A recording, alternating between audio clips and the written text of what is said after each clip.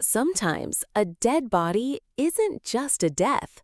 Sometimes a body carries within it the weight of multiple nations, whispers of espionage, cryptic notes, poetry, and questions that echo across decades. The story I'm about to share with you is exactly that kind of story.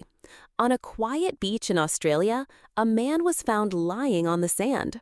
No wallet, no ID, his shoes were polished, his clothes were spotless. And in his pocket, a tiny piece of paper. Just two words.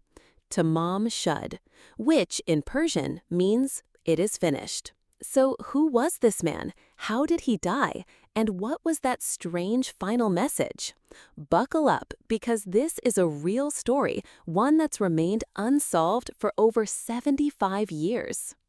December 1st, 1948.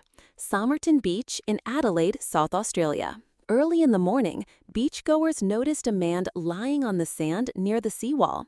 At first glance, he looked like he was just napping, but hours passed and he didn't move. Police were called.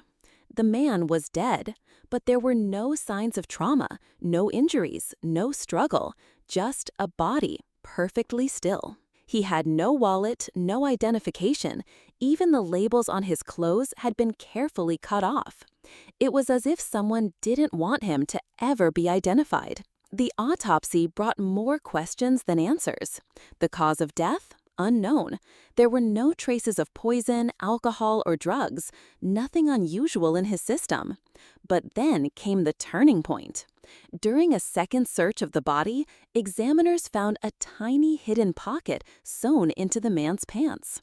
Inside that pocket was a small, tightly rolled piece of paper. On it, two haunting words: Tamam Shud. This was traced back to an ancient Persian poetry book, the Rubaiyat, which often deals with the themes of life, fate, and mortality.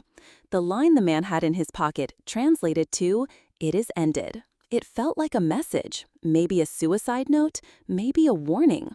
But things were only about to get weirder. Weeks later, someone came forward to the police. They had found a copy of the Rubaiyat in the back seat of their car, abandoned near the beach around the time the body was found. It was missing the exact same page where Tamam Shud had been torn from. Even more shocking, on the back of this book was a series of random letters, a strange code. Cryptographers tried to crack it, military experts, code breakers, even amateurs across the globe joined in. But to this day, no one has been able to decode it. The timing was suspicious. The world had just entered the Cold War. Espionage was everywhere, and Australia was no exception. Some believe the man was a Soviet spy. Others say he was part of a secret intelligence agency, either British or Australian. Clothes with no tags, a code, a hidden message. It felt like something straight out of a movie, but this was all real.